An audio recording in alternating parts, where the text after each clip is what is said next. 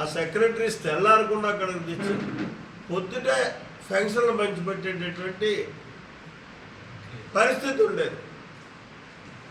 నిజంగా వీళ్ళు శక్తుంటే బ్యాంకుల్లో డబ్బులుంటే అదే పని చేతులు కదా 30వ తారీఖున డ్రా చేతులు.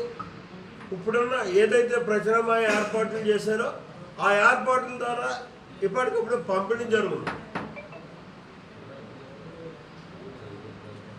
ఇవాళ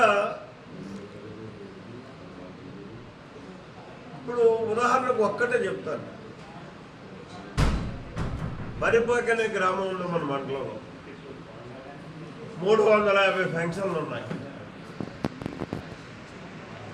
ఆ 350 ఫంక్షన్లకి 7 సచివాలయ ఎంప్లాయీస్ ఉన్నారు. ఎన్ని వస్తాయండి? 50 వస్తాయి ఒక్కొక్కరికి. నిజంగా వీళ్ళు డబ్బులు ఇచ్చేసి ఆ సెక్రటరీ ఆజమాయిషీలో 7 పంపిణీ చేస్తే ఇంటింటికి గంటలో పంచి వస్తారు. 50 కుటుంబాలకి కూడా, 50 మందికి కూడా.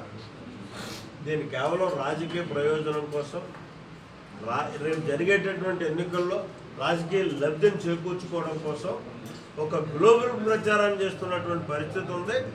ఈసీ ఇచ్చినటువంటి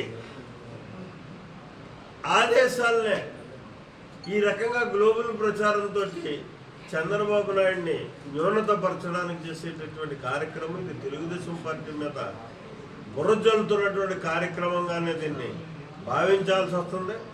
డబ్బులు లేవని ఏదైతే నేను చెప్పానో ఇది నా మాట కాదు. ఒక అధికారి నా ఫోన్లో మాట్లాడినటువంటి మాటను కూడా నేను ప్రత్యక్షంగా వినిపిస్తాను. మీరు కావాలనుకుంటే ఇప్పుడు కూడా జగంపేట స్టేట్ బ్యాంక్కి వెళ్ళి మీరు అడిగితే విలేకరులుగా ఈ ఫంక్షనరీస్కి డబ్బులు రెడీగా వచ్చాయా, ఇప్పుడు వస్తాయి, నిన్నొచ్చాయా, మొన్నొచ్చాయా, అసలు ఉన్నాయా, ఇప్పుడుకి ఇచ్చారా అన్నదాన్ని మీరు అడగండి. చాలు, వాస్తవం ఏంటో అర్థమవుతుంది. ఇవాళ టీవీ నేను పెద్ద గ్లోబల్ ప్రచారం చేసేస్తుంది. అక్కడ రకరకాలు ఎవరెవరితో ఏదో తీసేసుకొని పంపేస్తున్నటువంటి పరిస్థితి ఉంది. ఇంక సాక్షి అయితే అసలు అర్థం పద్ధం లేనటువంటి విధానంలో వెళ్తున్నటువంటి పరిస్థితి ఉంది. సమాజానికి కరెక్ట్ మెసేజ్ ఇవ్వగలిగేదే పత్రికా లోకం, మీడియా ప్రపంచం. ఎప్పుడైతే గ్లోబల్ ప్రచారానికి వాళ్ళు కూడా ఒడిగట్టారో